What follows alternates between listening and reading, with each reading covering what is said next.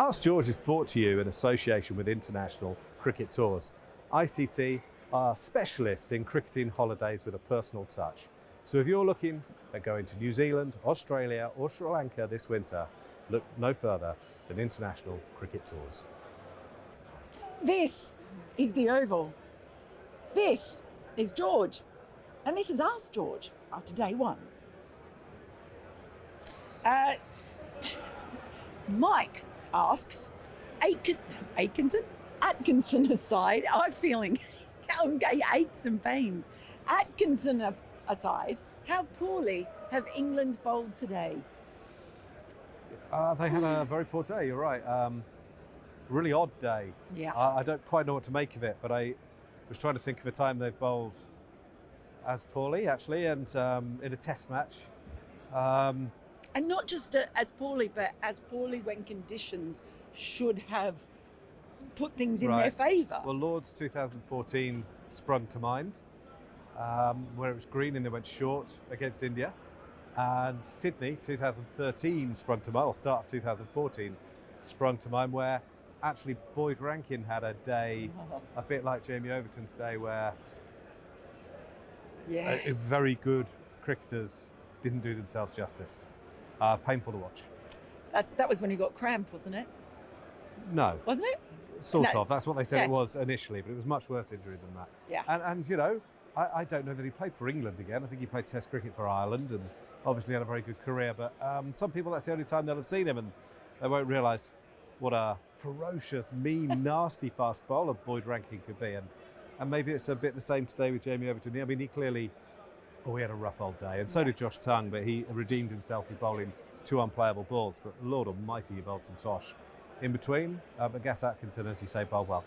You look at the score and you think England have done all right, but honestly, Richard Hadley or someone, or Ian Botham with his pomp, or Ben Stokes. If Ben Stokes had been out here in these conditions, he certainly would have bowled better.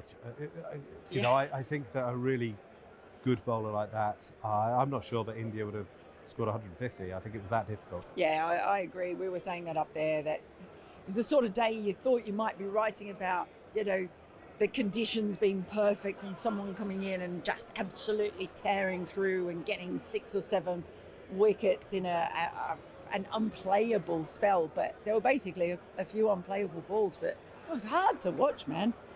Andrew Frank asks, while we're on the bowlers, have England missed a horses for courses seam bowling trick by sending Sam Cooke back to Essex?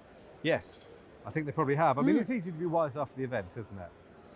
But yes, you look at that pitch and it was an old-fashioned green seamer. And I was thinking about bowlers who we've seen do well here over the years. I mean, or in similar circumstances. Neil Mallender, I think, did a very good job at Leeds. And Tim Munton, Steve Watkin, that sort of bowler, I think, would have loved it. Absolutely loved it. It's sort of old-fashioned English seamer. It wouldn't have to be particularly quick.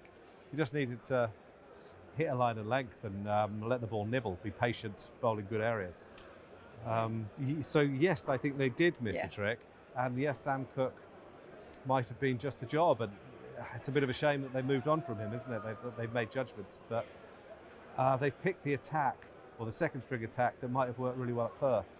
Yeah.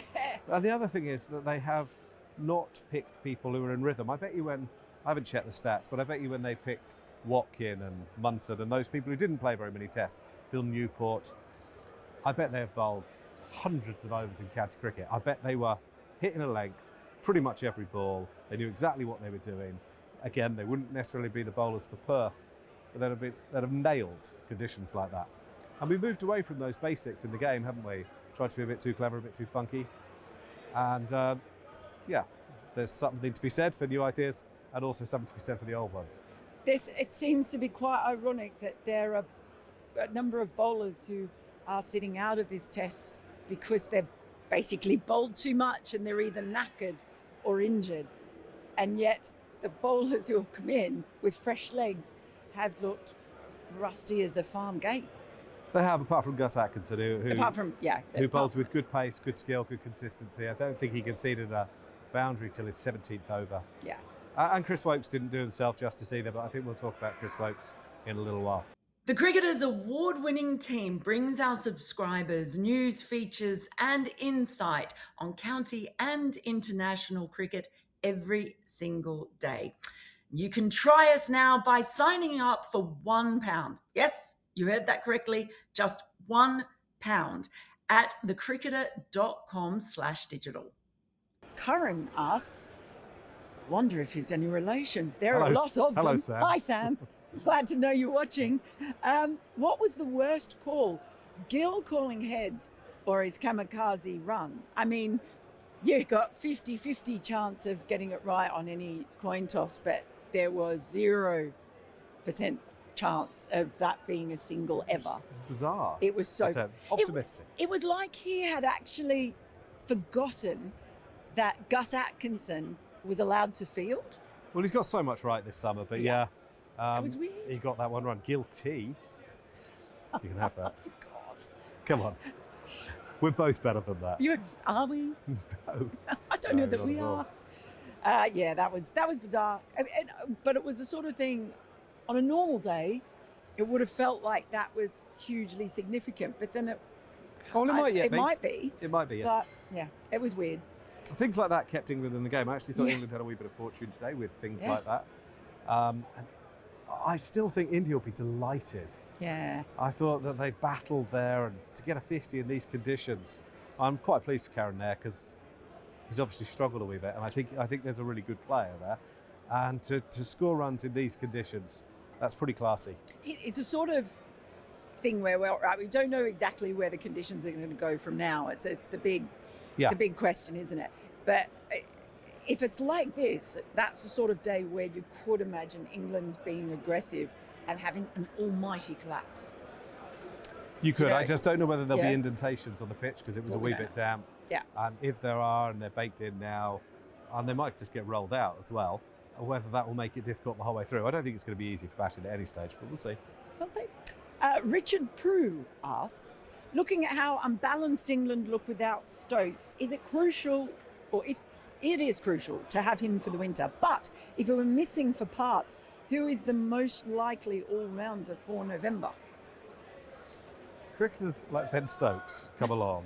Yeah. Actually, England have had quite a good run of it in that Flintoff was a brilliant cricketer, and obviously Botham was a great cricketer. But you know what I mean? There's no one who could replace him. No, there's no replacing him. You'd have to do it differently, and that's part of the reason that England are unbalanced, as you point out. I don't know if was there a question on Chris Wokes? No. Oh. So, talk about him now. So obviously he has been able to balance the side for a long time. I've always thought one of the amazing things about Chris Wokes that he was a swing bowler seam swing bowler in the era of Anderson. Yeah. And an all-rounder in the era of Ben Stokes. So he maybe hasn't had all the plaudits he deserves. He's obviously had a fantastic career. And that injury at the end looked really bad. It looked horrible. So you fear for him, but he's tougher than he looks. Didn't make a fuss about it even, did he really? Looked in great pain, taken off. I'd be surprised if we see much more of him, and who knows, in this game, I mean, who knows what happens in the rest of the, from here. Don't know, didn't look particularly good, but we should probably, but what a fantastic cricketer who could have balanced the side without Stokes and Wokes. I don't know, Liam Dawson. It always helps to have all-rounders. Bethel, but you can't replace Ben Stokes. I mean, that's part of the greatness of those sorts of players. England are lucky that they do have quite a few bowlers who are actually more than handy with the bat, but then if they have their strongest bowling attack in the Ashes, it's not quite strong batting. No, well, you end up with a situation where you're probably trying to squeeze in Bethel to bowl a bit of spin with Root, and playing 4 specialist seamers. I think that's what they'd have to do to answer the question properly. I don't think you're going into an Australia test with 3 seamers and a spinner, are you? I think they'd want to play 4 and 1. So it's absolutely possible that injury could be bad news for Ollie Pope. The Ben Stokes injury even. But hopefully Ben Stokes would be there.